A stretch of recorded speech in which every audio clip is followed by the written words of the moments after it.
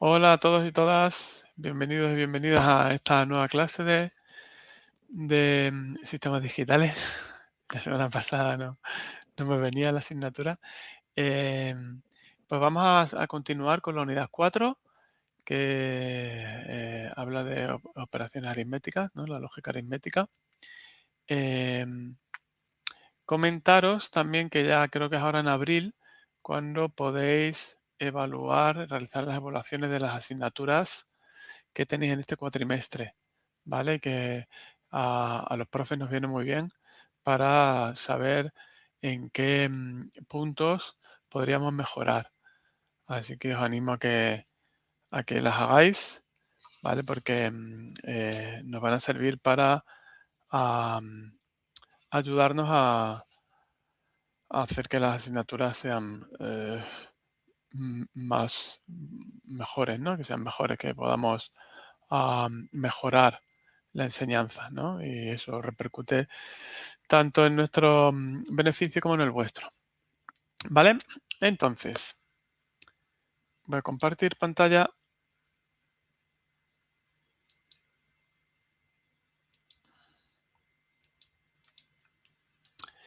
Y creo que el lunes pasado nos quedamos en el tema de la multiplicación, ¿verdad? Si no recuerdo mal, estuvimos haciendo por acá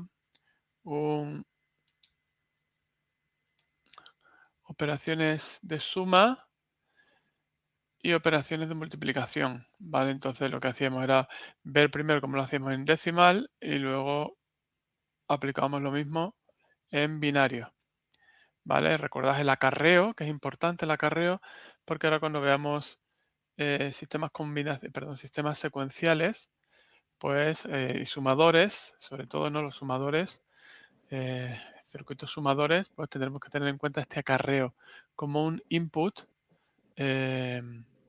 para los siguientes elementos, ¿no? Los siguientes componentes.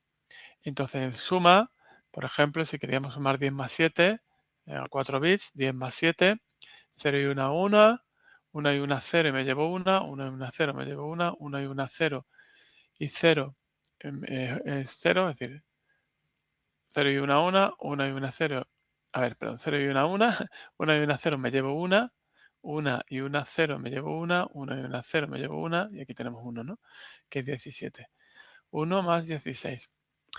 Y la multiplicación, de la misma manera que en decimal, pues multiplicamos, este es el multiplicando multiplicador y el producto, pues el multiplicador primero empezamos con en la cifra menos significativa, que en este caso es el 8, multiplicábamos y luego íbamos a la cifra más significativa o a la siguiente cifra más significativa del multiplicador y escribíamos el resultado desplazándolo una posición a la izquierda, ¿no? Que eso representaría la potencia de 10. En este caso, ¿no? 10 a la 0, 10 a la 1. Entonces, como ese 10 a la 1 tenemos que reflejarlo, pues se refleja desplazando a la izquierda el resultado de la segunda cifra del multiplicador. Y luego sumamos. En binario es igual, solo que en binario si multiplicamos por 0, el resultado es 0. Si multiplicamos por 1, pues el resultado es el mismo multiplicando.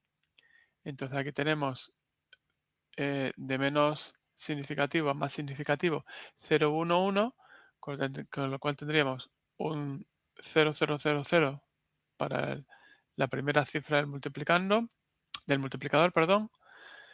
1, 0, 1, 1 para la segunda cifra, porque la segunda cifra es un 1, es decir, copiamos el multiplicando, pero lo desplazamos una posición a la izquierda y luego le añadimos un 0. Y luego a la tercera cifra, que en este caso es un 1, pues lo mismo, 1, 0, 1, 1 y rellenamos a la derecha con ceros.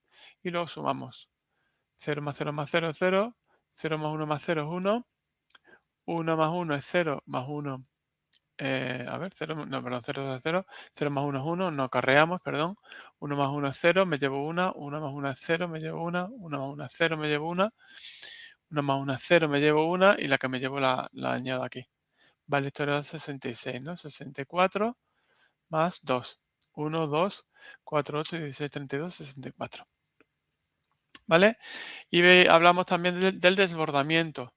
El desbordamiento se produce cuando realizamos una operación entre dos números binarios y intentamos almacenar ese resultado en un contenedor que es más pequeño que el número de bits resultado de la operación.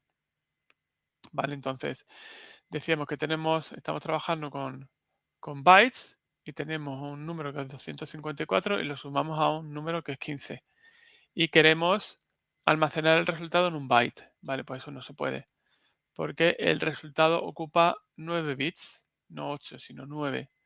Entonces, si almacenamos esto en un byte, pues no nos da como resultado 254 más 15, que son 269, sino que nos da como resultado 13, ¿vale? Porque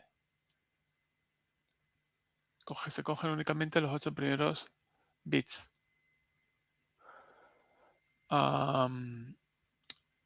Que poquito me sale, a ver, echar paletes. Custom, material. Vale, vamos a dejarlo aquí. Y me vengo y voy a poner, por ejemplo, este de aquí. ¿Vale? Es decir, cogerían estos 8 bits y el resultado que se almacenaría sería 13 en vez de 269. ¿Vale? ¿Alguna duda o pregunta sobre esto? ¿No? Vale, pues No, nada. vamos a continuar. Hablamos de qué sucedía cuando desplazamos un número binario hacia la derecha o hacia la izquierda. Como estamos hablando de potencias de 2, desplazar un número binario a la derecha implica multiplicarlo por 2. Perdón, a la izquierda, disculpadme. ¿Vale? Yo tengo aquí, lo voy a poner por aquí, desplazamientos.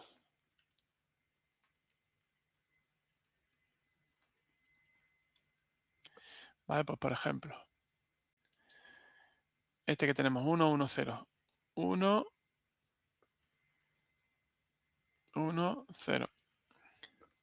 Vale, pues desplazado a la derecha, 1, 1, 0 es 6. 4 más 2. Si lo desplazo a la derecha y pongo ceros, a la izquierda, disculpadme, que estoy con la derecha. Si lo desplazo hacia la izquierda, 1, 1, 0, 0. Y relleno con ceros por la derecha, pues esto me da 1, 2, 4, 8 más 4, 12. El doble, como si lo multiplicara por 2. ¿Vale? Y si ahora vuelvo a desplazar a la derecha, voy a darme más espacio acá. O sea, vuelvo a desplazar a la izquierda. Insert columns before. Pues me cojo este de aquí. Lo pego acá. Ah, y esto ha rellenado aquí. Qué curioso.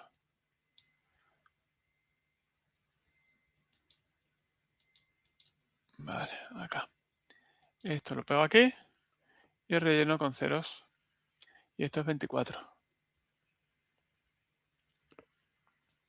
¿Vale?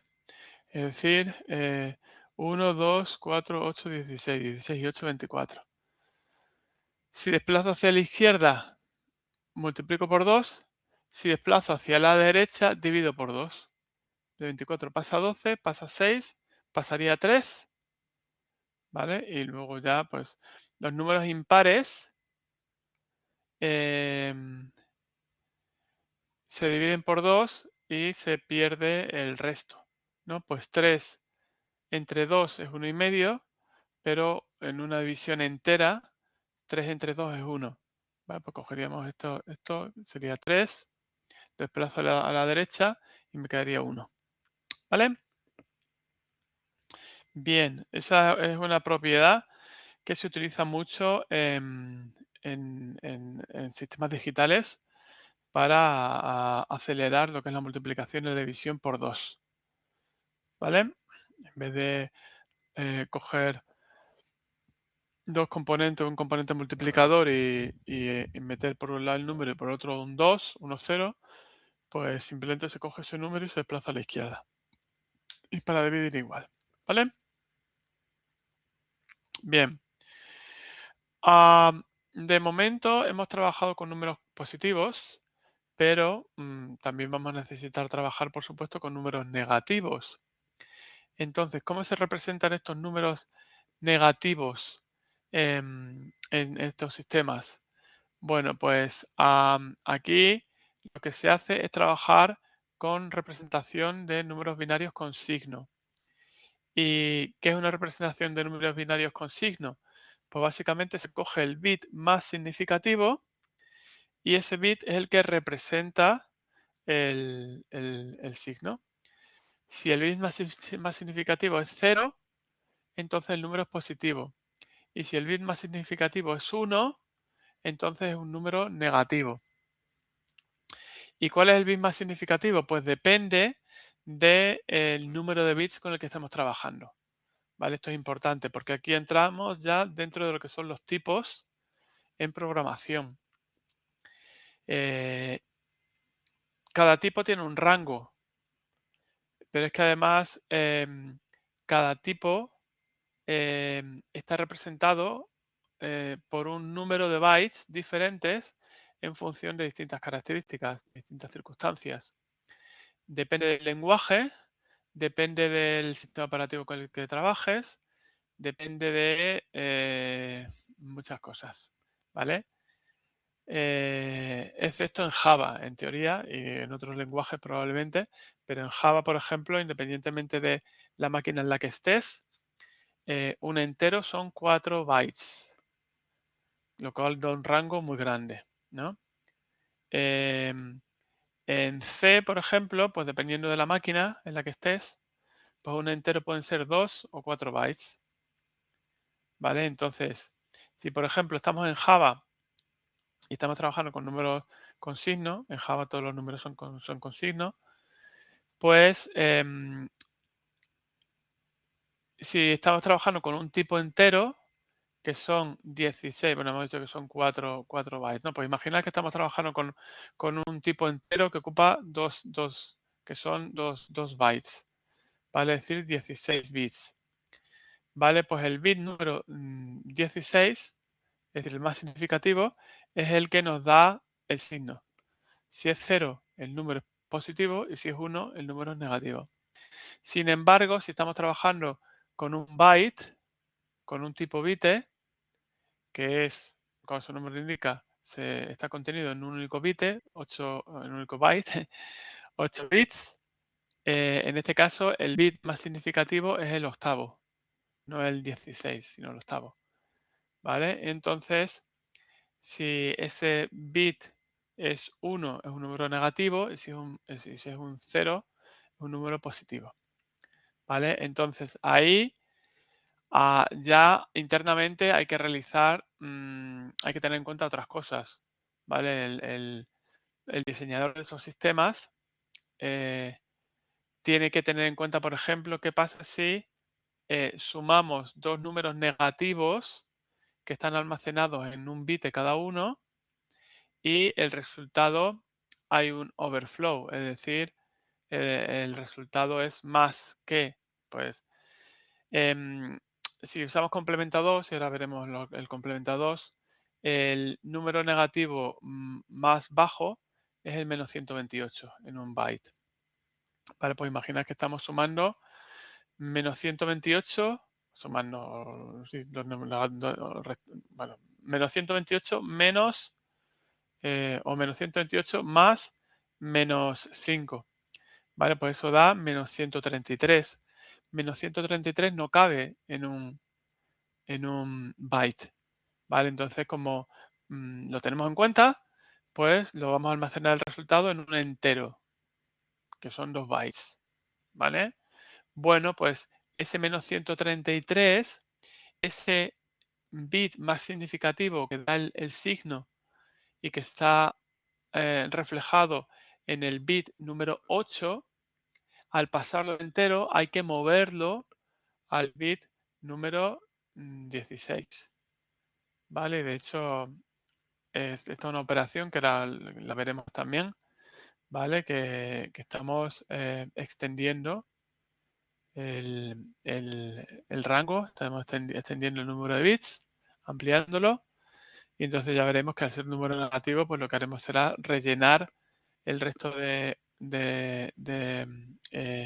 bits con 1, mientras que si fuera un número positivo lo rellenaríamos con 0, ¿vale? Pero aquí la idea que quiero que se os quede es que dependiendo del rango con el que estemos trabajando, es decir, dependiendo del número de bytes con el que estemos trabajando, el bit más significativo estará en el bit 8, en el bit 16, en el bit 32, en el bit 64, en el bit 128, ¿vale? No en el peso, ¿no? Sino en el número de bits, ¿vale?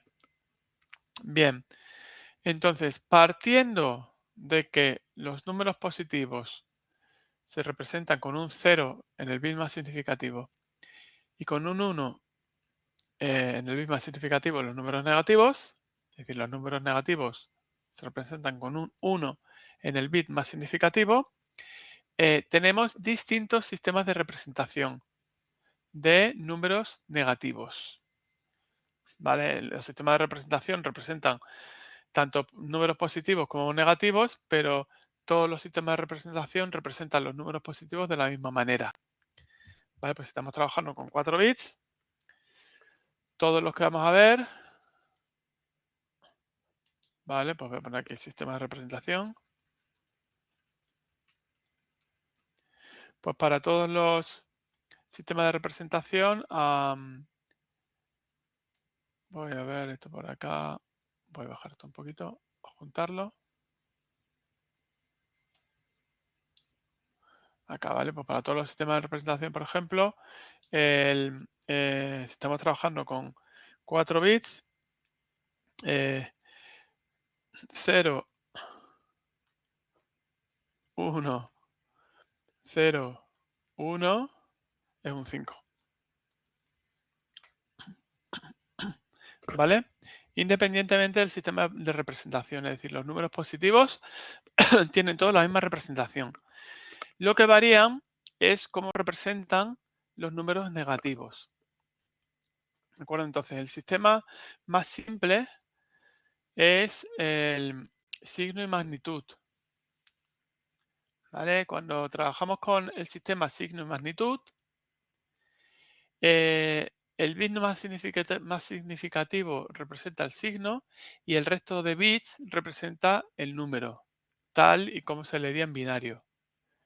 Es decir, 5 es 0101, es decir, 101, que es 5, más el signo positivo, que sería el 0, y el menos 5 es 101, que es 5, más el bit más significativo, que sería 1, que representa un número negativo, es decir, menos 5, más 5. ¿Vale? Cuando hablamos del sistema signo y magnitud, es como el español, ¿no? Que lo que está escrito es lo que lees. Más 5, menos 5. ¿Vale? Entonces este sistema es sencillo, pero hay varios problemas y esos problemas se reflejan luego a la hora de construir circuitos, ¿vale? Porque complica varias cosas, complica varios temas. Por un lado, las operaciones matemáticas se complican mucho porque el bit de signo debe manejarse aparte de los otros, ¿vale? Es decir, tienes que ver primero cuál es el bit de signo y entonces ya decidir si hace una suma o una resta y, es decir, ves el bit de signo y luego ya operas con el resto de bits. Eso significa que tienes que manejarlo aparte, ¿no? Lo ideal sería que no tuvieras que decidir o que ver cuál es el bit de signo y hacer una cosa u otra, sino directamente hacer una suma entre esto y esto y que me diera el resultado ya con el signo correspondiente, ¿vale? Además, otro problema es que este método pierde un elemento de almacenamiento, ¿vale? Porque el 0 es redundante. Es decir, 0, 0, 0, 0 y 1, 0, 0, 0 están representando el 0, los dos. Un 0 positivo y un 0 negativo, que no tiene sentido, pero que está ahí. Entonces, estamos perdiendo una cifra, digamos, que podríamos utilizar para, por ejemplo, tener un número negativo más. ¿Vale? Entonces, esto no es ni eficiente ni práctico, como pone aquí. Por otra parte, tenemos el sistema de representación de complemento a 1. Cuando usamos un complemento a 1, los números positivos se representan igual que el sistema binario natural y que en signo de magnitud. Pues el 5 sería 0, 1, 0, 1. Pero los números negativos se representan invirtiendo los bits del número que queramos representar, ¿vale? Entonces, más 5 es 0, 1, 0, 1, menos 5 sería 1, 0, 1, 0, ¿vale? Entonces, es otro tipo de representación que soluciona algunos de los problemas del sistema signo y magnitud, pero que todavía no es completo. Por ejemplo, seguimos teniendo el problema de que el 0 se representan de dos formas, como 0, 0, 0, 0 y 1, 1, 1, 1.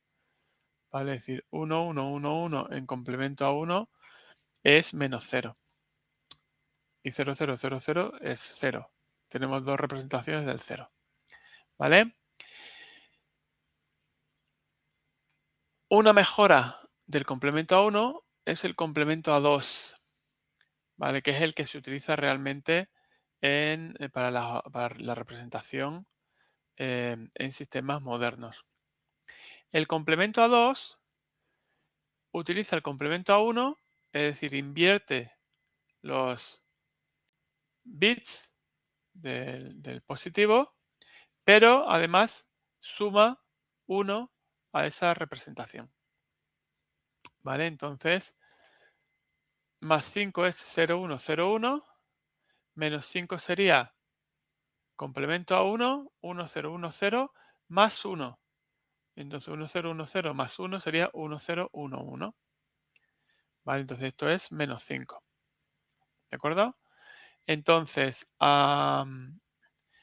aquí estamos facilitando operaciones matemáticas y además estamos eliminando el problema del cero redundante. Fijaos, si yo tengo un 0 en complemento a 1, o sea, en complemento a 2, o, a ver, mira, complemento a 1, ¿vale? Por ejemplo, a ver.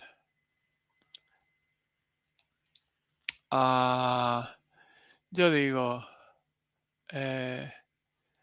vale, a ver qué estoy pensando, cómo lo haríamos. Bueno, si yo tengo el menos 1, ¿vale? 0, 0, 0, 1. Venga, vamos a empezar con el 1. Entonces, voy a quitar aquí el complemento a 1. Yo tengo 0, 0, 0, 1, ¿vale? Pues el complemento a 2 de 0, 0, 1, que es 1, pues sería invertirlo todo, 1, 1, 1, 0, y luego sumarle 1. 1, 1, 0, 1, 1, 1, 0 más 1 sería, voy a poner aquí el más,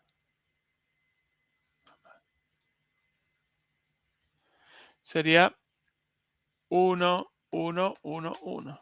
¿Vale? Es decir, ese 1, 1, 1, 1, que en complemento a 1 es 0, y en complemento a 2 es menos 1.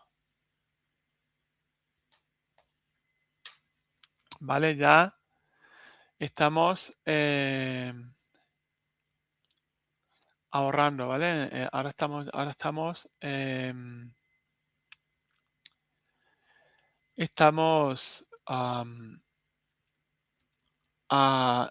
ocupando un elemento más, ¿vale? Ya estamos aumentando el rango, ¿de acuerdo? Tanto en el sistema de complemento a 1 como en el sistema de signo magnitud, el rango que tenemos para los distintos elementos, siempre hay un número que es repetido, que es el 0, ¿vale? Con lo cual nos estamos perdiendo una posición, ¿vale? Por ejemplo, si estamos trabajando con 8 bits, el rango en complemento a 1, un momentín. Vale.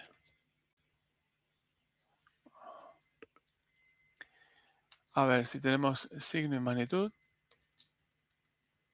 SM lo voy a decir, SM, tenemos un rango de menos 127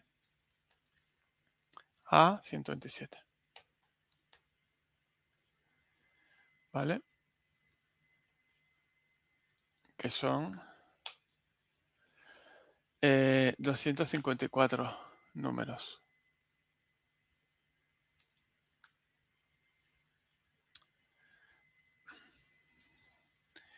En complemento a 1 tenemos también de menos 127 a 127. Sin embargo, en complemento a 2 tenemos de menos 128 a 127, que son 255 números. ¿Vale? ¿Por qué tenemos uno más? Porque en signo de magnitud y en complemento a 1, el 0 está representado dos veces. ¿Vale? Entonces tenemos un 1 menos. ¿Vale? Además, en complemento a 2, podemos realizar las operaciones de forma directa. Por ejemplo, ¿no? Mirad, ya que tenemos aquí. Más 5 y menos 5. Más 5, 1, 0, 1, 0.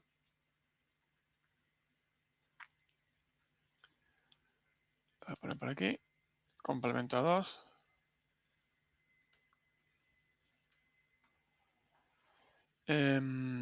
1, 0, 1. Perdón, 0. Ay, disculpa.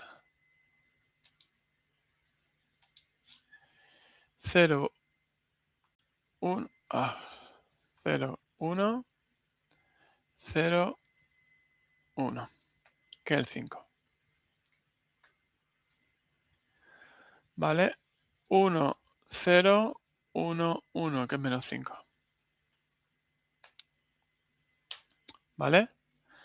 Bien, pues vamos a sumar estos dos. ¿Vale? Si hago la suma. De verdad, perdón.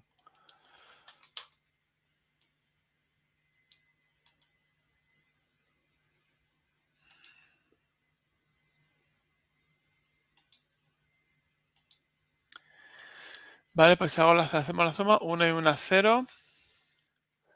1 y 1, 0. Me llevo 1. 1 y 1, 0 y me llevo 1.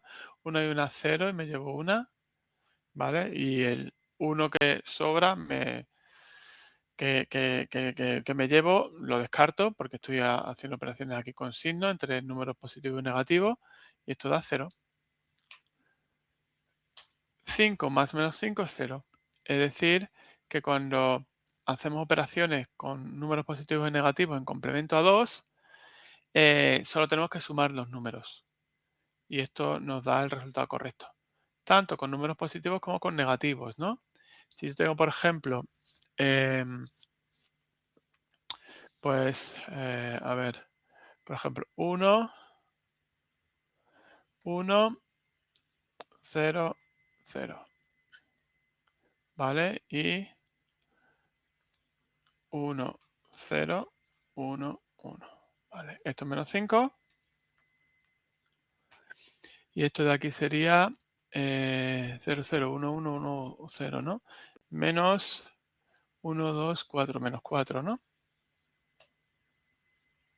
Si no me lo he hecho mal, sería, no, menos 3, perdón. Eso es, menos 3. Vale, a ver. No, 1, 0, no, no es menos 3, será menos 2, entonces, a ver. Espero que sería 1, 0, eso es 1, 0, y entonces le das la vuelta, que sería 0, a ver, 0, 0, 1, 0, 1, 1, 0, 1 y 1 y 1, 0. No hay algo que a ver,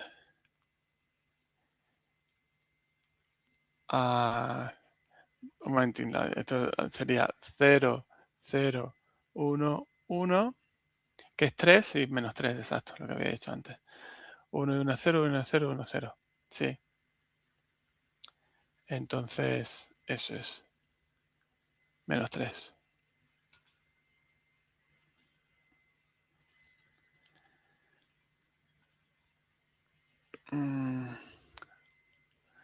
Menos 3. Y entonces, menos 3 menos 5 haríamos 0 y 1, 1. 0 y 1, 1. 1 y 0, 1. 1 y 0, 1. Y 1 y 1, 0. A ver. 0 y 1, 1. 0 y 1, 1. 1 y 0, 1. 1 y 1, 0. Y me llevo 1. Vale. Y esto sería... a ver.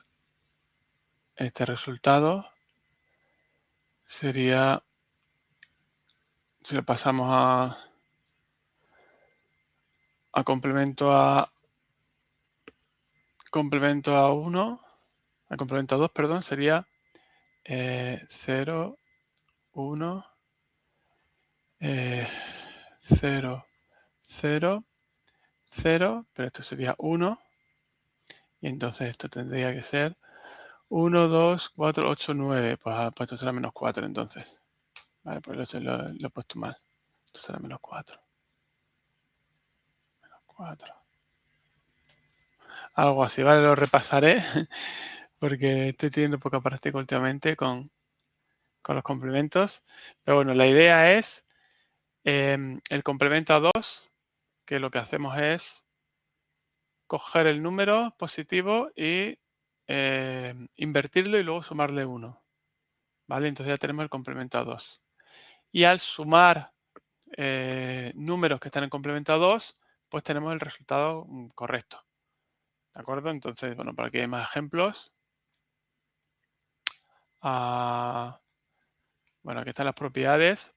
Hay otra forma de pasar de hacer el complemento a 2, que es conservar todos los bits hasta el primer 1, ¿vale? Y luego mantener ese primer 1 y luego el resto invertirlos, ¿vale? Por ejemplo, este número, que es 11100100.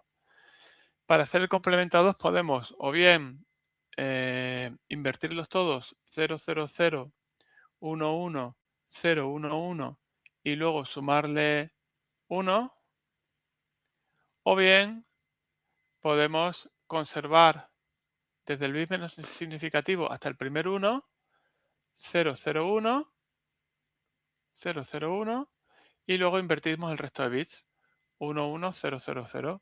11000. ¿Vale? Entonces, este sería el complemento a 2 de este número. ¿De acuerdo? ¿Vale? Entonces, el complemento a 2, vamos a hacerlo aquí, que ya me he quedado con la cosa, ¿no? 1100 sería en realidad 0, 1, 0, 0. Eso es. ¿Vale? Es decir, mantengo estos 3 bits, 0, 0, 1, y luego invierto los demás. Entonces invierto aquí el 0. ¿Vale? Y esto es el 4, 1, 2, 4. Por lo tanto, esto es menos 4. Y esto es menos 5, pues menos 4 menos 5, menos 9. ¿Vale? Aquí faltaría el 1, eso es 1, 0, 0, 1, que sería el menos 9.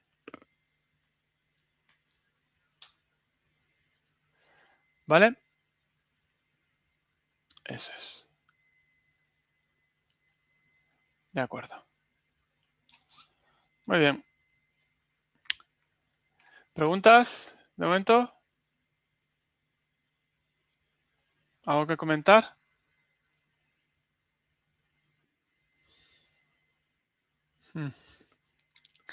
Vale. Bueno, las características principales del complemento a 2 son estas tres que tenéis aquí. ¿Vale?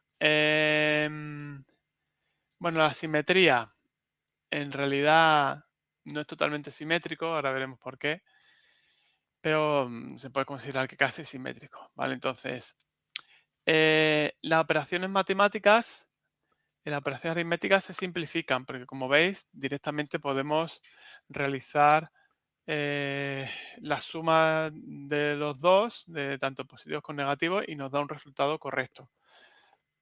El 0 se representa de una sola forma, ¿vale? Entonces no hay representaciones redundantes.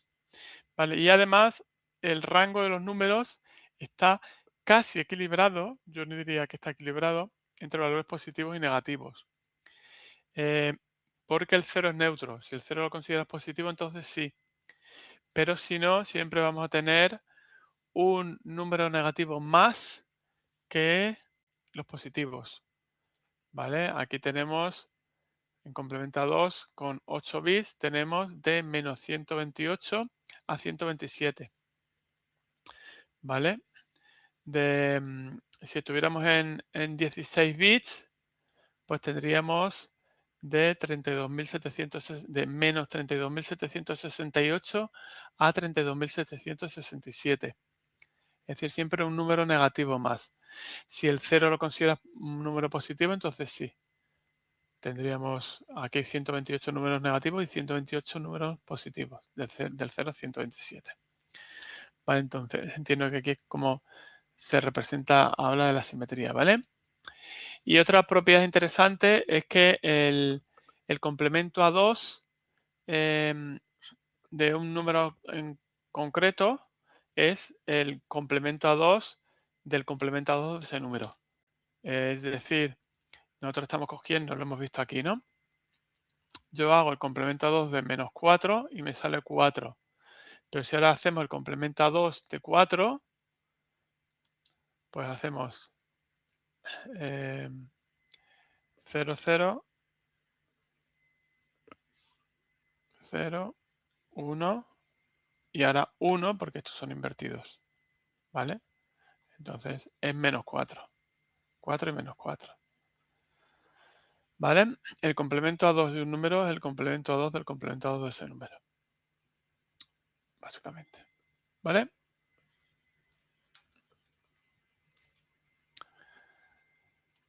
Muy bien. Bueno, de la misma manera, cuando podemos saber que es un número en complemento a 2, qué número, qué representación decimal tiene, calculando los pesos. Y el bit más significativo le damos un peso negativo. Es decir, ¿Cómo hacíamos el cálculo de un número binario? Pues hacíamos el bit menos significativo por 2 elevado a 0, más el siguiente bit por 2 elevado a 1, más el siguiente por 2 elevado a 2, más el siguiente por 2 elevado a 3, ¿vale? Pues si esto es un número en complemento a 2, digamos que los números, los elementos, las cifras a la derecha del bit de signo, es decir, todos los bits que no son el más significativo, conservan su peso original, 2 a la 0, 2 a la 1 y 2 a la 2. Y el bit más significativo tiene un peso negativo. Sería menos 2 a la 3. Entonces aquí tenemos menos 8 más 4 más 1. O sea, más 2, ¿vale? Entonces 4 y 2 son 6, menos 8 son menos 2. Este sería el menos 2. ¿Vale? Aquí igual, ¿no? Esto es lo mismo, 6. Porque el bit más significativo es 0. ¿De acuerdo? Vale. Y luego, por otra parte, tenemos la operación de complemento a 2. ¿Qué es la operación de complemento a 2? Bueno, pues es muy parecido a lo que es la representación en complemento a 2, pero una representación lo que hace es representar números positivos y negativos, mientras que una operación lo que hace es realizar el complemento a 2 de un número en concreto, es decir, cambiarle el signo a un número en concreto, ¿vale? Y se hace igual, de la misma manera. Si queremos cambiar el signo a un número, pues lo que hacemos es obtenemos su complemento a 2. ¿Cómo los tenemos? Pues o bien invertimos primero todos los bits del número y luego le sumamos 1, es decir, obtenemos el complemento a 1 y luego le sumamos 1 a ese número, o bien hacemos lo que hemos visto anteriormente, ¿no? Acá. Conservamos los bits desde el menos significativo hasta que encontramos el primer 1 y luego invertimos los demás, ¿no? Por ejemplo, acá, eso es más 5, ¿no? Pues lo mismo. 0, 1, 0, 0, 1. Podemos o bien invertir los bits y luego sumarle 1, o bien directamente conservar todos los bits hasta el primer 1, que sería 1, eso es el menos significativo, y luego invertimos los demás. 1, 0, 1, es decir, sería 1, 0, 1, 1, 1, 0, 1, 1. ¿Vale?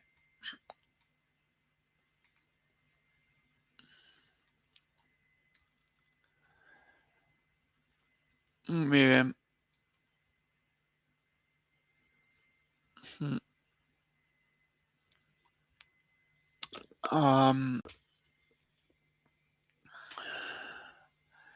Bueno.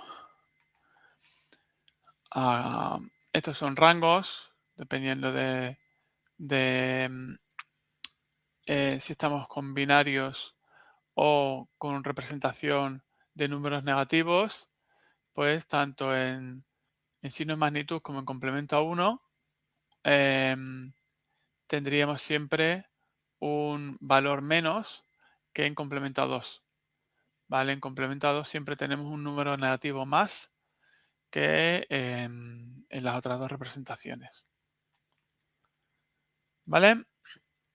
Bueno, esto no es nada. Y ahora la extensión del signo es lo que estábamos comentando antes, lo que os he comentado antes, de qué sucede cuando queremos almacenar un resultado o queremos transformar, pasar un número que esté almacenado en un byte a dos bytes o a 4 bytes. ¿Cómo se realiza esa operación internamente? ¿Vale? Es extensión de signo o reducción, ¿no? Si yo tengo un valor en 2 bytes y quiero pasarlo a un byte, porque me cabe, pues ¿cómo gestiono el tema del signo? Vale, pues en el caso de la extensión, siempre cogemos el bit más significativo, que es el que nos da el signo, y si es un 0, rellenamos con ceros los bits que tenemos que rellenar hacia la izquierda. Por ejemplo, imaginad que queremos pasar el 5, 0, 1, 0, 1, de 4 bits a 8 bits. 0, 1, 0, 1. ¿Vale? Entonces, espera, voy a poner en vez de acá, me voy a dar más margen. Vamos a poner aquí extensión de signo. Y entonces acá tenemos el 5. Y lo queremos pasar a 8 bits. ¿Vale? Pues copiamos todo lo que tenemos. Y luego, como el bit más significativo es 0, rellenamos los otros 4 bits con ceros. ¿Vale? Y ahora tenemos un byte que sigue valiendo 5. ¿Qué pasa si el número es negativo? 1, 0, 1, 1, que es menos 5.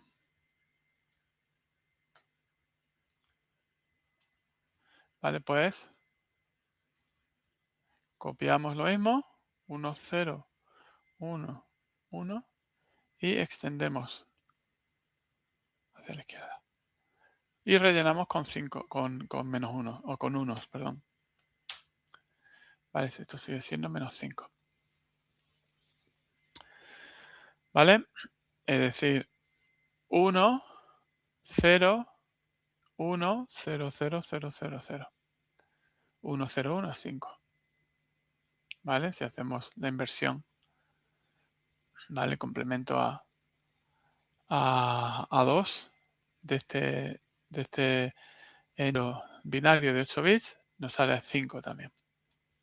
¿De acuerdo? ¿Preguntas?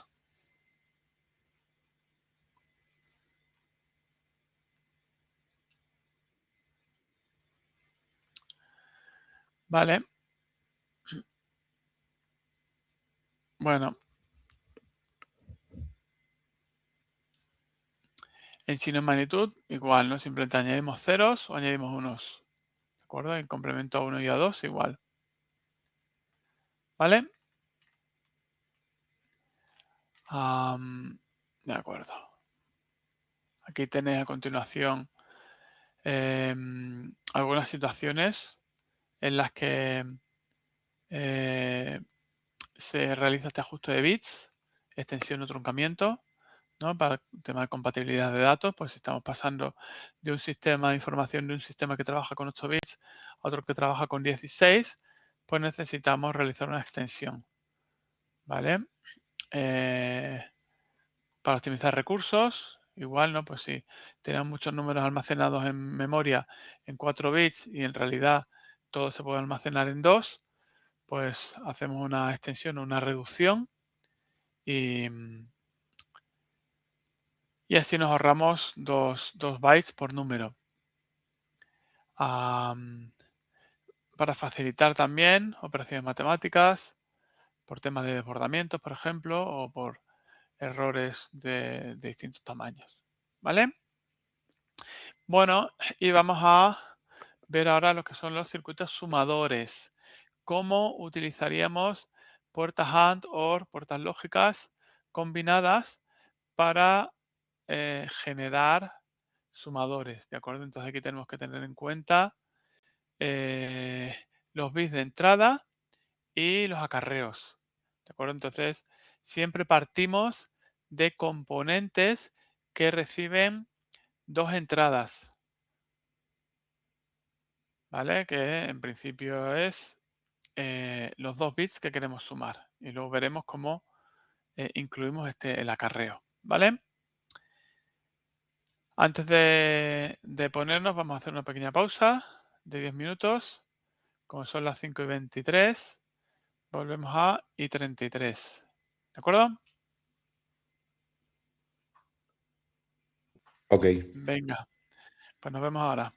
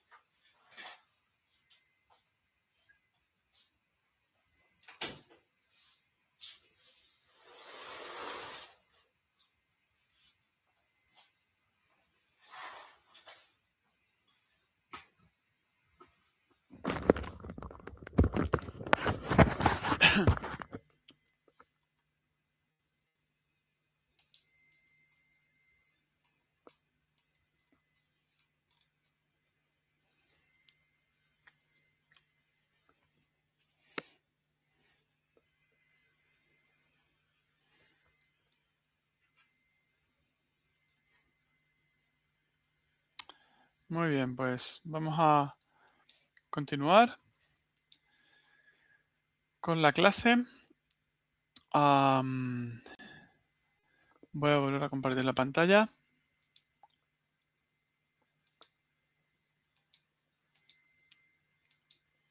Vale, entonces vamos ahora que ya sabemos cómo sumar números binarios, vamos a ver cómo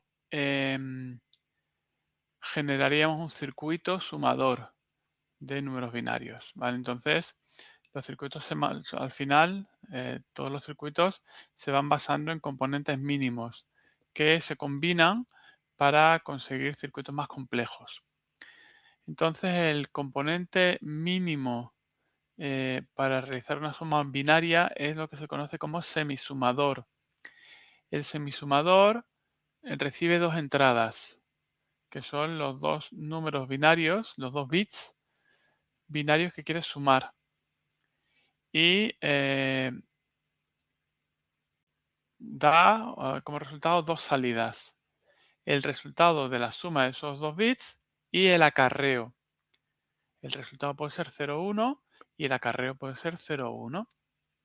Vale, entonces el semisumador está limitado porque no contempla la posibilidad de recibir un acarreo. Vale, entonces por eso es un circuito básico. Pero sí que es la base luego para poder generar y diseñar sumadores completos, es decir, sumadores con acarreo. ¿Vale? Entonces, cuando trabajamos con semisumadores, lo que tenemos son dos bits de entradas.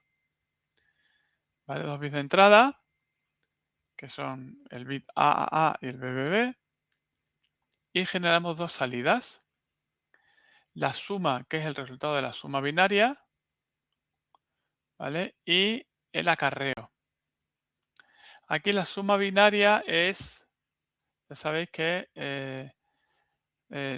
cuando tenemos dos bits, 0 más 0 son 0, 0 más 1 es 1, 1 más 0 es 1 y 1 más 1 es 0, con acarreo. ¿Vale? Entonces esto es la tabla de verdad de la operación XOR. Si estamos aquí en las tablas de verdad, ¿recordáis? Aquí, ¿vale? Aquí tenemos 0, 1, 1, 0. ¿Vale? Aquí está marcado el 0 para que se vea que en XOR, un OR exclusivo, se llama OR exclusivo porque el resultado es 1 solo si uno de los dos valores de entrada es 1. En el caso de que los dos valores sean 1, el resultado es 0. Entonces esto coincide con la suma binaria. 0 más 0 es 0, 0 más 1 es 1, 1 más 0 es 1 y 1 más 1 es 0, con acarreo. ¿Vale? Bueno, pues a ver, acá, ¿vale? Entonces tenemos salida S, que es el resultado de la suma binaria o operación XOR, y el acarreo, que es el bit adicional que utilizamos para seguir la suma con otras cifras del número binario, ¿vale? Entonces, la salida de la suma es A XOR B, el XOR se representa con un más y un círculo, mientras que el acarreo es A y B. Aquí se ha colado una C, ¿vale? Esta C sobra aquí. El acarreo es A y B, es decir, existe acarreo solo si los dos bits, en este caso A y B, valen 1. Entonces la tabla de verdad es esta, ¿no? Para el sumador, para la suma es un XOR, 0 y 0 son 0 y 1 y 1 son 0, es 0, pero luego 0 y 1 y 1 0 es 1. Y el acarreo es 0, 0, 0, 0, perdón, 0, 0, 0, 1. ¿Vale? ¿De acuerdo? A ver, un momentín. Vale, disculpadme un momentín, ¿vale? Tardó nada, 3 minutos, perdona.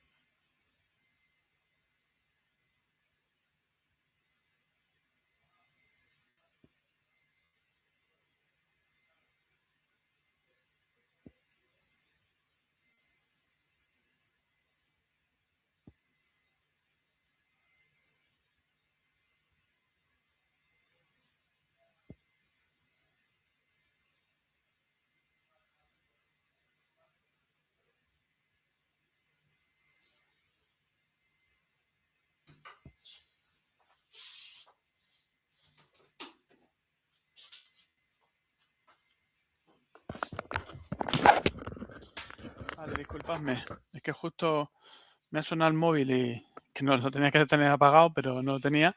Y era mi hijo que en teoría tenía que estar haciendo una cosa y quería ver qué pasaba, ¿no? No es nada urgente, en realidad. Bueno, entonces, ¿dónde estamos? Esto es el sharing, a ver, por aquí, vale. Bien, entonces, vale, pues lo que os comenté, ¿no? Dos salidas, esto es sumador completo que se da aquí, ¿vale? Entonces, pues esto es lo que tenemos, esta es la operación, ¿vale? El acarreo es un AND de A y B, la suma es una XOR de A y B, ¿vale? Entonces, si queréis, esto lo sería el semisumador, ¿de acuerdo? Sí, podemos verlo en el acá.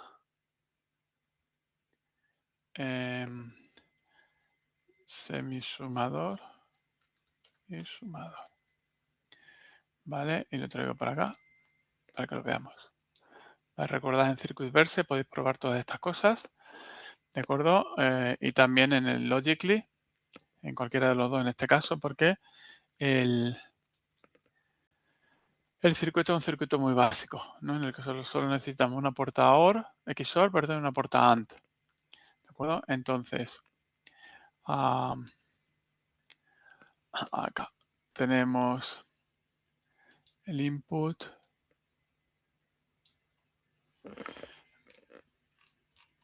Acá, este es A y B.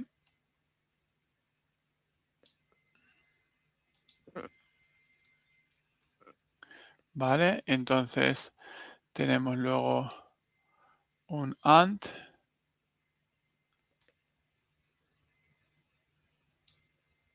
a la cual van A y B.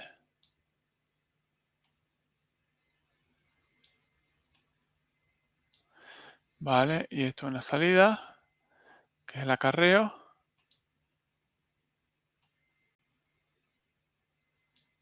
Ahí está, ¿vale?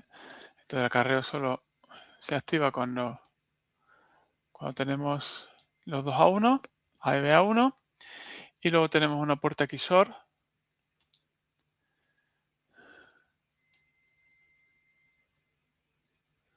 en la cual tenemos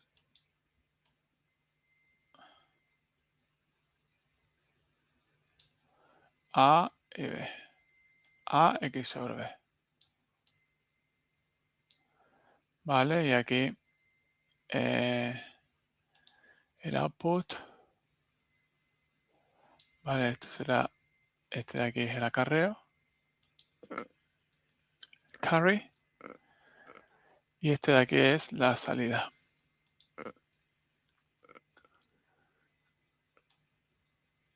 Vale. Entonces con 1 y 1 tenemos 0 con 1 de acarreo. 0 y 0 tenemos 0 con 0 de acarreo. 0 y 1 tenemos 1 con 0 de acarreo. Y 1 y 0 tenemos 1 con 0 de acarreo. ¿Vale? Y si tenemos 1, 1, entonces tenemos 0 de resultado de suma y 1 de acarreo. ¿Vale? ¿Preguntas de momento?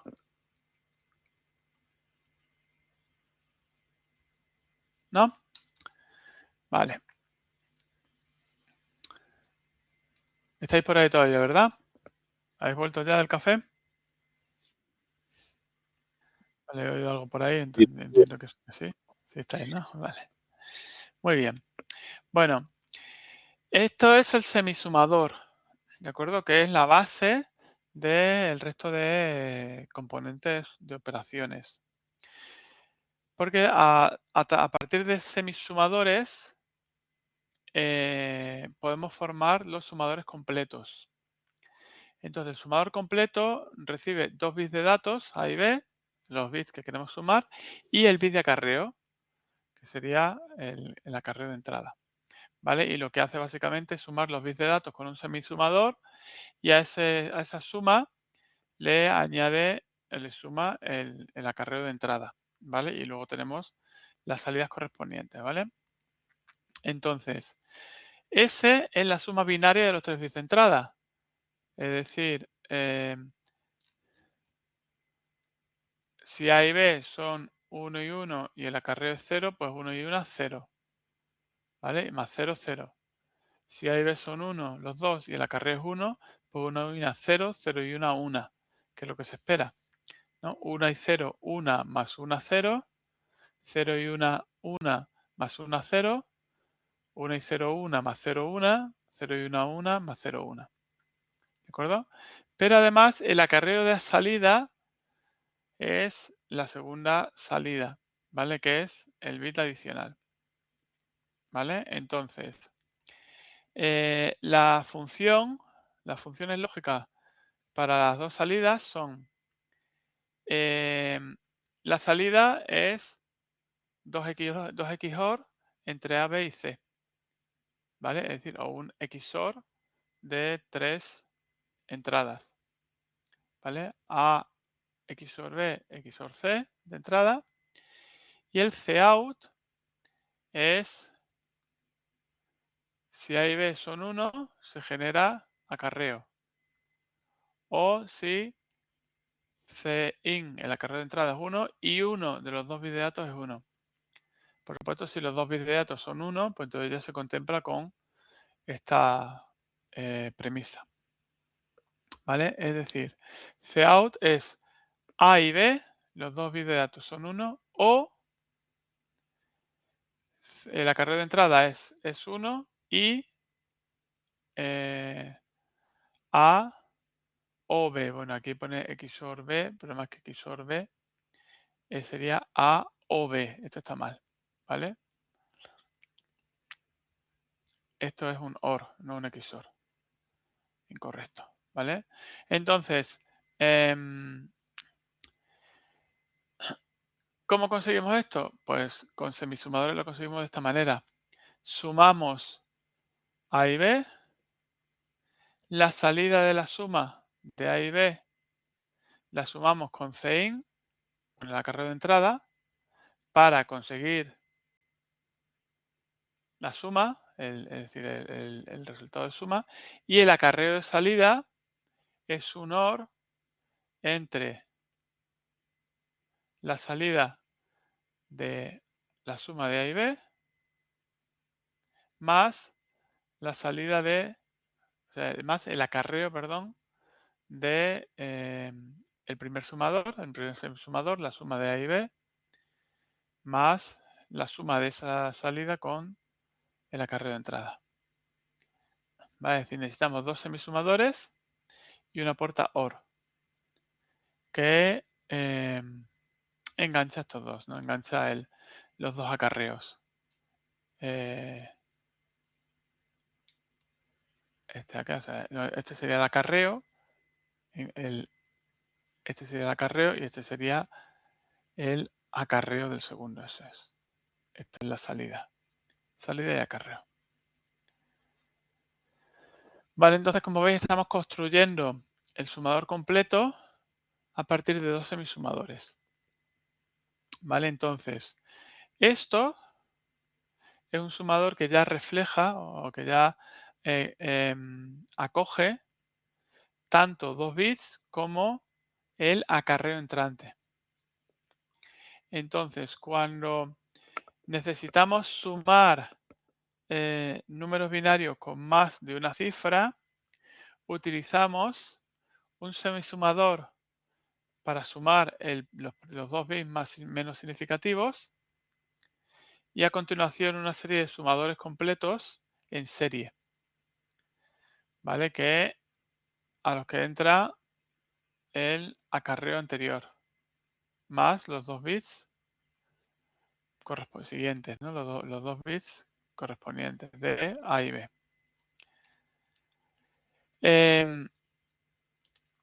A ver, no sé si tenemos por aquí, bueno, si serían como los sumadores. Esto es, ¿no? Este sería el semisumador en el que tenemos dos entradas, ida una salida y un acarreo. Y luego tenemos sumadores completos, en los que reciben el acarreo de la suma anterior y reciben A y B los dos bits siguientes de cada número. ¿vale? Entonces, con eso construimos un sumador con propagación de acarreo en serie, ¿vale? Necesitaremos tantos sumadores como número de bits menos 1, porque el primero será, o podremos utilizar, no tiene por qué ser, pero podremos utilizar un semisumador en vez de un sumador. ¿Vale? ¿Preguntas?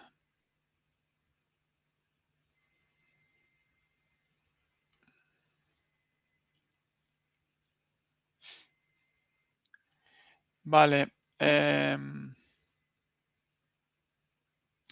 Hay un tema que no sé si aparece por aquí, que es el tema del retraso. Cuando sumamos todo esto, no se suma todo en paralelo, sino que se suma en serie. Por eso se llama sumador con propagación de acarreo en serie, ¿vale? Porque cada sumador completo necesita del acarreo del sumador anterior o del sumador previo. Entonces, hay un delay desde que hacemos la suma porque se van sumando uno en uno, digamos. Primero se hace esta operación, luego se hace esta, luego se hace esta, luego se hace esta y así. ¿Vale? Por lo menos se obtiene el acarreo, necesitamos tener el acarreo para poder sumar los siguientes bits. ¿Vale? Eso hay que tenerlo en cuenta porque es lo que hace que se rebaje la frecuencia de trabajo del circuito. ¿Vale? Bueno, aquí el tener en cuenta el sabías que hay un error, ¿no? A quien hizo cuando se hizo esta documentación, pues se hizo copy-paste de los de MUX, de los de multiplexores. Entonces, aquí habla de los de multiplexores de repente, no lo tengáis en cuenta. ¿Vale? ¿Preguntas? No, ¿verdad? Vale. Bueno, pues ya hemos visto la aritmética binaria y ya hemos empezado a ver circuitos lógicos que implementan la operación de sumar, la suma binaria. Vale, ahora vamos a pasar a la siguiente unidad didáctica, que son los circuitos secuenciales. Vale, os comenté la semana pasada que íbamos a ver hoy, a echarle un vistazo al feedback 2. No lo vamos a ver porque hoy, no lo vamos a ver hoy porque el feedback 2 se basa en los circuitos secuenciales, ¿vale? Entonces ahora cuando veamos los circuitos secuenciales, que será entre esta semana y la que viene, en principio, pues veremos el feedback 2, ¿vale? Muy bien.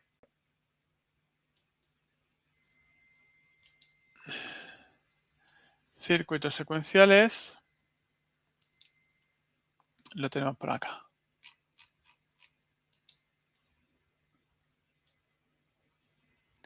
Vale. A ver, bienvenido aquí.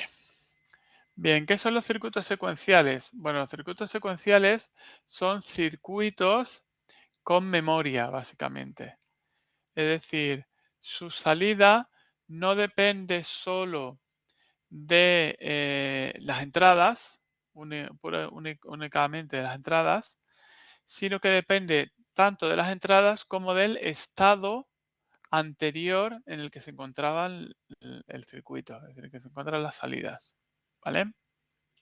Entonces, para ello necesitamos unos componentes electrónicos, componentes digitales, que se conocen como flip-flops o biestables. Los flip-flops son unidades de memoria, es decir, recuerdan el estado en el que estaban. ¿Vale? Y entonces al ser capaz de mantener ese estado, pues podemos utilizar esa memoria para retroalimentar el circuito y entonces basarnos en ese estado para utilizarlo como entrada también del circuito con el que estemos trabajando, ¿vale? Entonces, a partir de estos biestables, pues podemos generar registros más complejos, componentes más complejos, ¿vale? Como registros, contadores u otro tipo, que combinados entre ellos, pues nos permiten realizar circuitos digitales interesantes y mucho más complejos que lo que estamos viendo hasta ahora, ¿vale? Bien,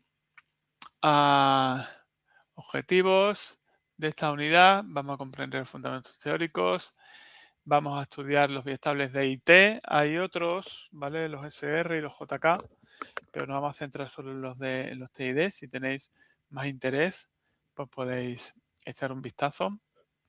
Los SR son los básicos, los más básicos, los primeros, pero tienen algunas cosas mejorables. Los JK son los siguientes a los SR. Son más complejos que los SR, y los D y los T podemos decir que son una simplificación de los JK. Están basados en los JK, pero son una simplificación que están orientados a funcionalidades específicas. Veremos también cómo cómo sincronizar circuitos mediante señales de reloj. ¿Vale? Hablaremos de los cronogramas también, es decir, evolución del circuito a lo largo del tiempo. Y bueno, aprenderemos a diseñar sistemas sincronizados, sistemas secuenciales, y a ver cómo utilizar estos circuitos para resolver aplicaciones prácticas, de forma práctica. ¿Vale? Muy bien.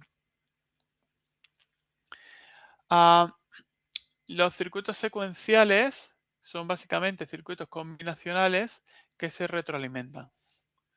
¿Vale? Entonces utilizamos una memoria que se forma a partir de flip-flops, a partir de biestables, para que utilizarla como entrada del circuito base. Entonces, en un circuito combinacional, las salidas dependen única y exclusivamente del estado de las entradas. Mientras que en un circuito secuencial, las salidas dependen tanto del estado de las entradas, del valor de las entradas, como del estado en el que se encontraba ese circuito previamente. Vale, entonces pueden almacenar datos y reutilizar esos datos para calcular las siguientes salidas. ¿Vale? Por ejemplo, un contador binario. ¿Qué es un contador binario? Pues un contador binario es un circuito que aumenta su valor en 1 cada vez que recibe un pulso de reloj. ¿Vale? Un pulso de reloj lo podemos ver como el tic-tac, el metrónomo de la música que nos ponemos para llevar el pulso de la música, o los relojes antiguos de pared que suena tac, tac, tac, ¿vale? Pues eso es el pulso de reloj, ¿de acuerdo? Entonces, los biestables pueden ser síncronos o no, ¿de acuerdo? Entonces, para que haya una mayor seguridad y una mayor estabilidad, se suele trabajar con biestables síncronos. Y los biestables síncronos son biestables que modifican su valor únicamente con un pulso de reloj. Un biestable asíncrono podrá modificar su valor en el momento en que cambien las entradas, por ejemplo. Un biestable síncrono, bueno, un biestable asíncrono lo cambia en el momento en que cambian las entradas. Un biestable síncrono cambia su valor únicamente cuando el reloj marca el pulso. Eso quiere decir que si las entradas a ese biestable cambian antes de que se marque el pulso, pues el biestable sigue con el valor anterior. Y en el momento en que se marca el pulso, el biestable recoge, deja entrar las entradas y entonces cambia su valor si tiene que cambiar. ¿Vale? Bueno, a ver, biestables, de acuerdo. Bien, los biestables pueden tener dos estados, o 0 o 1, simplemente, es lo más simple. ¿De acuerdo? Entonces,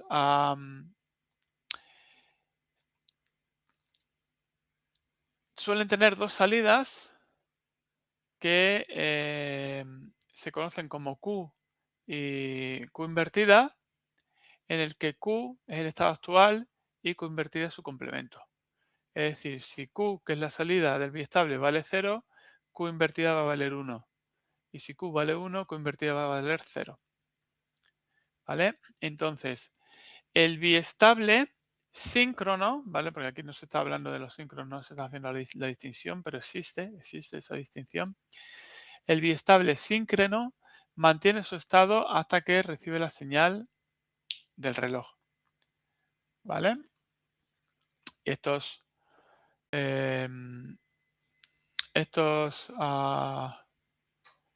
elementos, los biestables, son los que se usan como base para componentes más complejos, ¿no? Como registros contadores o memorias.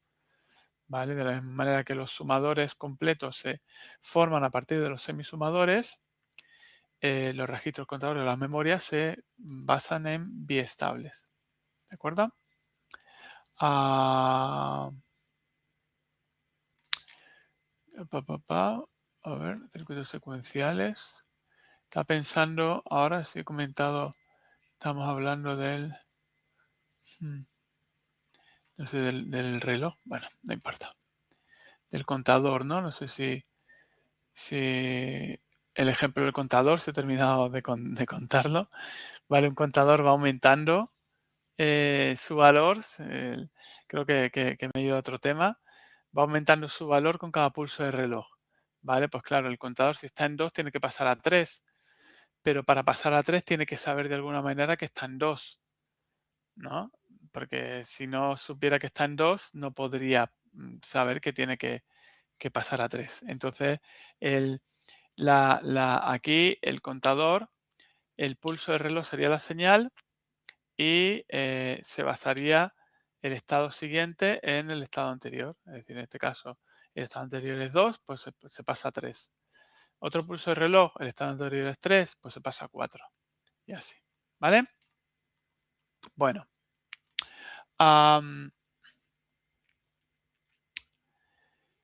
Bien.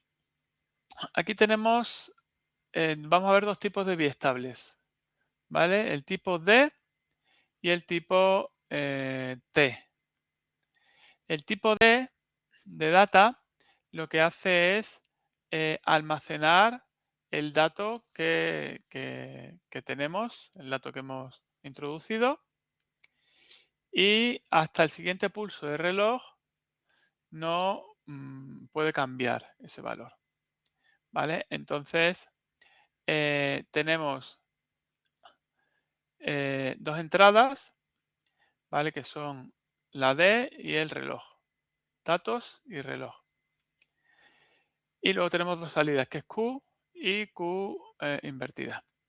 ¿Vale? Entonces, cuando el reloj, bueno, luego también es importante que sepamos que el pulso, el cambio en un biestable puede ser por flanco de subida o flanco de bajada. ¿Vale? Entonces, el reloj hace tic-tac, no tic-tac, tic-tac. Pues el tic sería, digamos, por ejemplo, ¿no? por hacerlo de forma más visual o más sonora. El tic sería el flanco de subida y el tac sería el flanco de bajada. Haríamos tic, tac, tic, tac. Vale, entonces podemos programar los biestables para que respondan a los flancos de subida o los flancos de bajada.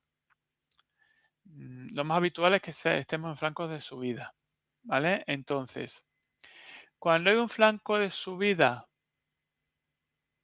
y la entrada D es 0, la salida Q es 0 y la salida Q invertida es 1. Aquí falta una Q. Cuando estamos en un flanco de subida y la entrada es 1, la salida Q es 1 y la salida Q invertida es 0. Si no estamos en ninguno de los flancos, da igual el valor, o sea, si no estamos en un flanco de subida, da igual el valor de la entrada. Eso quiere decir que si yo hago, por ejemplo, D, la entrada está 0. Flanco de subida, la salida sale 0, es 0.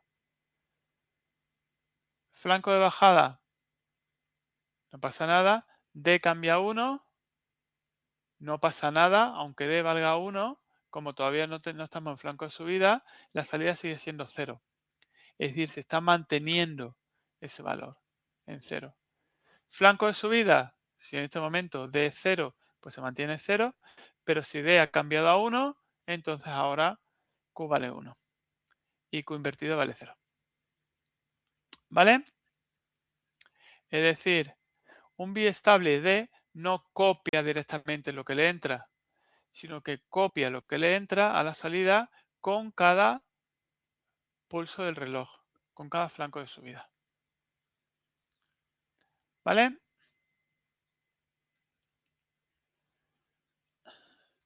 ¿Entendido?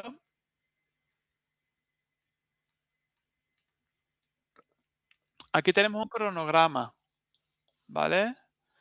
Los cronogramas son importantes, es importante que los entendáis. En el cronograma tenemos, lo primero, el pulso de reloj.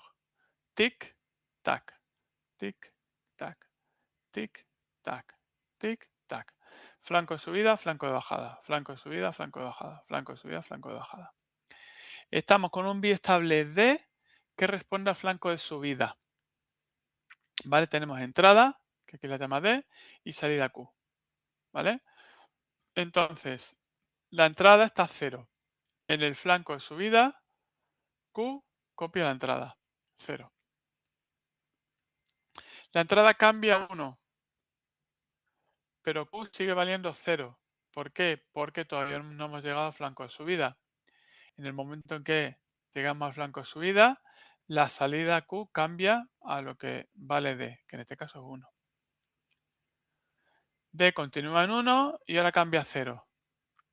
Q sigue en 1 porque no hemos llegado todavía al flanco de subida. Llegamos al flanco de subida y Q toma el valor de D, 0. D no cambia, por lo tanto Q no cambia, seguimos en 0. Ahora D pasa a 1. No estamos en flanco de subida todavía, por lo tanto Q sigue siendo 0. D vuelve a pasar a 0 sin que se haya producido el flanco de subida. Pues Q sigue valiendo 0. D cambia a 1. No estamos todavía en flanco de subida. Q sigue valiendo 0. En el siguiente pulso de reloj con flanco de subida, Q cambia a 1. ¿Vale? Y luego D cambia a 0. Q sigue valiendo 1 hasta el siguiente flanco de subida en el que Q pasa a valer 0. ¿De acuerdo? Vale, aquí tenemos otro con una frecuencia mayor o menor en este caso, o con un zoom sobre el cronograma, el que tenemos aquí el 0, el D pasa a 1, pero hasta el siguiente flanco de subida no se cambia D, no se cambia Q, perdón, D pasa a 0, hasta el siguiente flanco de subida no cambiamos Q. ¿Vale? Entonces, lo que hemos comentado, ¿no? Al ser un biestable síncrono, y en este caso sincronizado con el flanco de subida, la salida Q no cambia hasta que se produce la señal del reloj. ¿Vale? Es lo que hemos estado viendo ahora, ¿no? Aquí tenemos clic, Q y D. 10, 20. Aquí tenemos, por ejemplo, un biestable que funciona a 20 nanosegundos, ¿no? Entonces, cada 20 nanosegundos se puede producir el cambio. A los 10, a los 30, a los 50, a los 70. Por muchos cambios que hay entre medias, hasta que no hay flanco de subida del reloj, no hay cambio en Q. ¿Vale? Y aquí sería si lo hacemos con flanco de bajada. Mientras no haya flanco de bajada, empezamos en 0, flanco de subida, no pasa nada. Flanco de bajada de 0, por lo tanto seguimos en 0. Subida, bajada, subida, flanco de subida, cambiamos. Arriba, abajo, arriba. ¿Vale? Aquí hay flanco de bajada, pero D vale 1, con lo cual seguimos en 1. Y aquí tenemos otro flanco de bajada en el que D vale 0 y Q pasa a 0. ¿Vale? Aquí tenéis distintas funciones que cumplen los biestables. Podemos almacenar datos de forma temporal. Nos sirven para sincronizar señales. ¿Vale? En donde cuando tenemos señales de diferentes fuentes, pues los biestables tipo D nos sirven para sincronizar señales. ¿Cómo se consigue eso? Pues tenemos varios biestables gestionados por el mismo pulso de reloj y cuando entramos una señal a cada biestable y estamos sincronizando esas señales porque cambian todas a la vez con los biestables. Podrán cambiar cada una a su ritmo, pero en cuanto entra en cada uno de los biestables, los pulsos de reloj o el pulso del único reloj que maneja, que controla todos los biestables, es la que hace que cambien todas las señales de salida a la vez. ¿Vale? Se utilizan también contadores y temporizadores o en máquinas de estado finito. ¿Vale? Las máquinas de estado finito pues son máquinas en las que tenemos distintos estados, un número finito de estados. ¿Vale? Entonces podemos tener, por ejemplo, distintas salidas y esas distintas salidas son limitadas.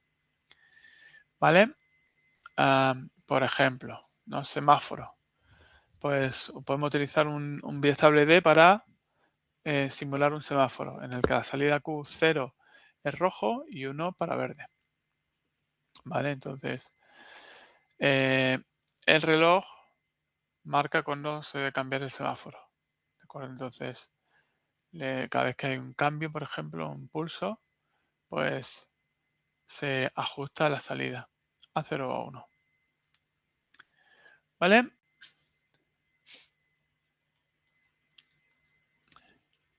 Aquí tenemos, como veis, ahora un circuito en el que tenemos dos biestables. ¿Vale? Tenemos el biestable Q1 con salida Q, que sería Q1, y el biestable Q2. ¿Vale? Entonces, la señal de reloj es siempre fija.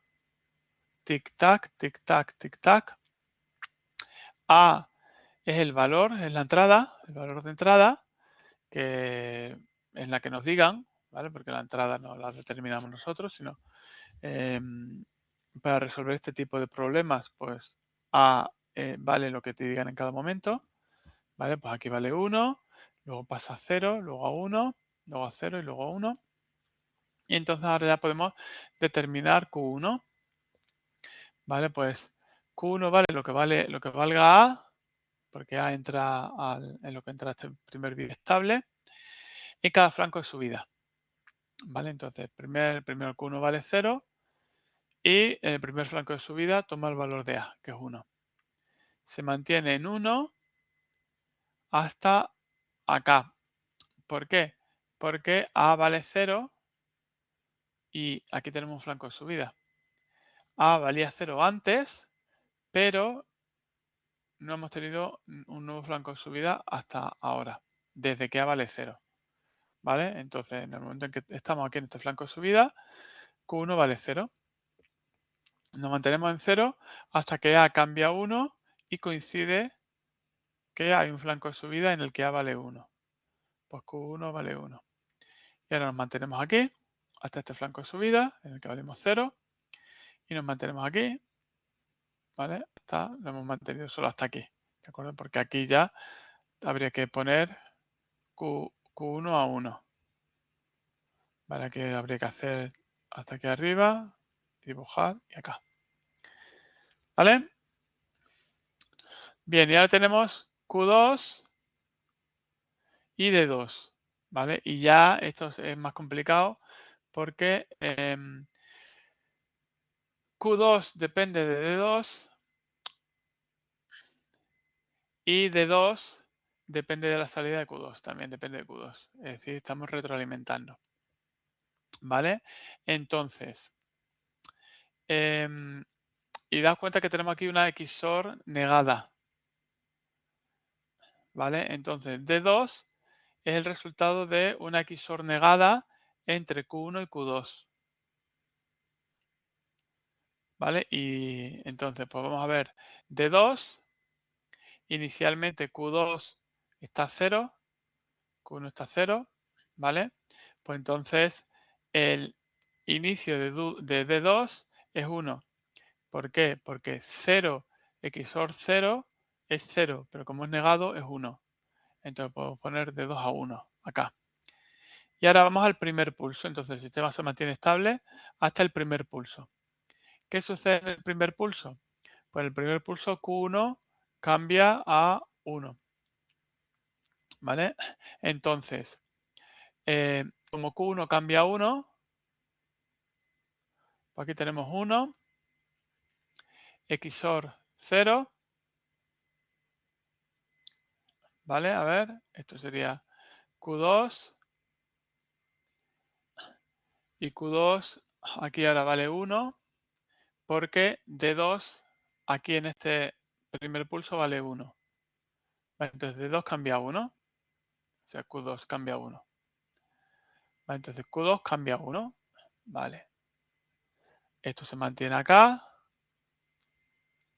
y tenemos ahora otro cambio de pulso, pulso de subida, ¿vale? Entonces Q2 lo tenemos en 1, 1 XOR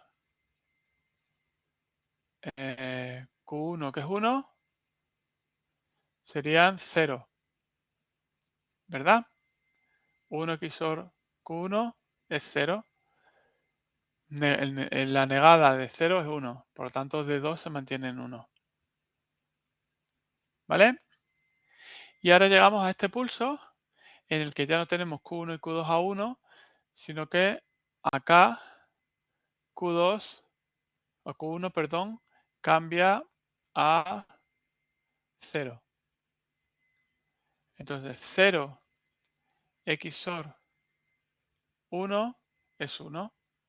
El negado de 1 es 0. Entonces 2 ahora vale 0. ¿Vale? Al valer de 2 0, en el siguiente pulso de subida, 0 XOR 0 es 0. Negado es 1. ¿Vale? Entonces está por aquí ahora. Acá. De 2. Vale, aquí es el cambio. Q1 es 0. Q2 es 1. 0. 0 XOR 1 es 1. Negado es 0. Por lo tanto, D2 sigue siendo 0. ¿Vale? Y ahora acá. Q1 es 1. D2 es 0. A ver, perdón. Acá, disculpadme. Q1 es 1. Q2 es 0, 1 XOR 0 es 1 y D2 ahora es 0. ¿Vale? Es decir, ahora ya estamos retroalimentando el circuito. ¿De acuerdo? Entonces, al retroalimentar el circuito, hay un delay también que hay que tener en cuenta. Lo que estamos teniendo en cuenta acá, esto acá, acá, y este viene por aquí. Esto se mantiene, este influye acá, y aquí, y esto, el cambio, ¿vale? Entonces ese delay se tiene en cuenta, pero el cambio, el reloj, afecta a los dos al mismo tiempo, ¿vale? Porque estamos trabajando con el mismo reloj. Entonces, en este caso un cambio es un delay mínimo. Al ser un delay mínimo, el cambio se asume o asumimos que se realiza en el mismo momento, con el mismo tick. ¿Vale? Por eso los cambios, como veis, están sincronizados. ¿Vale? En el momento que hay un cambio en alguno, el valor de Q1 o en el valor de D2, hay un cambio en Q2. ¿Vale? Si se produce un cambio, es decir, si tiene que producirse. ¿No? Acá tenemos estos dos valores que hacen que Q2 sea 1, pero estos dos valores hacen que Q2 sea 1 también. Y en el momento en que Q1 cambia y D2 no cambia, pues cambia Q2 también. ¿Vale? Entonces, el cronograma lo que nos da es el valor de cada una de las salidas en función del pulso del reloj a lo largo del tiempo. ¿Vale? Y como veis, ahora ya tenemos que tener en cuenta que las entradas de algunos componentes son las salidas se retroalimentan, ¿no? Las salidas de unos componentes retroalimentan el circuito. ¿Vale? Bien. Los otros biestables, los otros tipos de biestables que vamos a ver son los tipo T. Un biestable síncrono tipo T es un biestable toggle. Es decir, cuando la entrada T vale 0, la salida Q se mantiene al estado en el que estaba. Y cuando la entrada T vale 1, la salida Q se invierte. ¿Vale? Entonces, bueno, está aquí la tabla de verdad, pero básicamente Q vale 0 y Q negativo vale 1. Empezamos así, ¿vale? T vale 0, pues el siguiente pulso de reloj se mantiene como Q0, Q negativo 0, o 1, perdón. Siguiente pulso del reloj, T vale 0, sigue valiendo 0, pues nos mantenemos. Q0, Q negativo 1, convertido 1, ¿vale? Ahora, siguiente pulso de reloj, T vale 1, pues entonces hacemos un toggle. Q ahora vale 1 y Q invertido vale 0. Siguiente pulso de reloj, T sigue valiendo 1, volvemos a invertir. Ahora Q vale 0 y Q invertido vale 1. ¿Vale? Y todo esto lo sincronizamos con el reloj, con el clock. ¿Vale? El circuito interno del biestable T es este. 2 puertas AND y 2 puertas OR negadas. Para dar Q y Q invertida. ¿Vale? ¿Preguntas?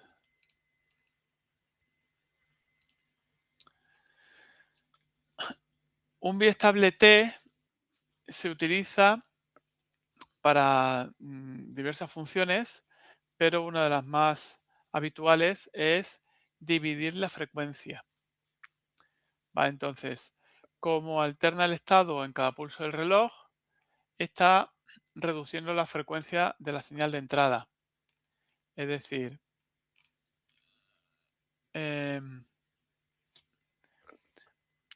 aquí estamos en T1, por ejemplo, ¿vale? Aquí estamos en Q0,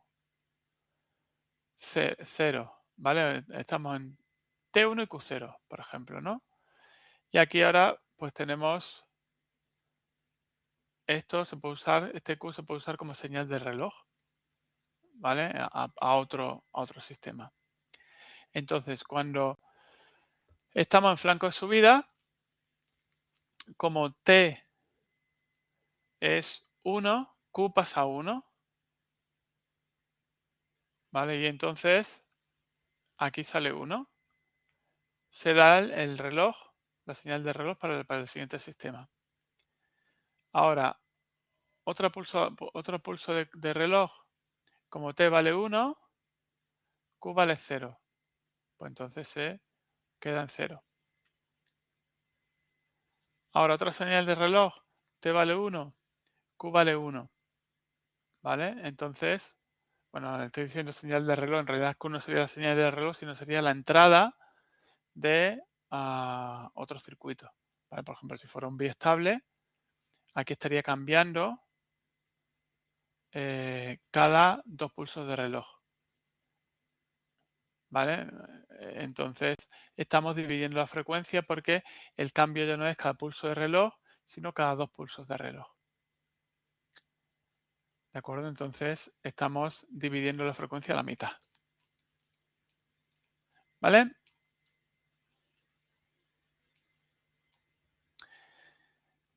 Vale, si no tenéis preguntas, lo dejamos aquí. Cuando volvamos veremos el ejemplo, que es un poco lo que he contado yo ahora. Y luego ya terminamos la semana que viene, espero terminar esta unidad didáctica. ¿Vale? Ok, perfecto. Muy bien. Venga. Gracias. Pasé Hasta buena luego. semana. Adiós.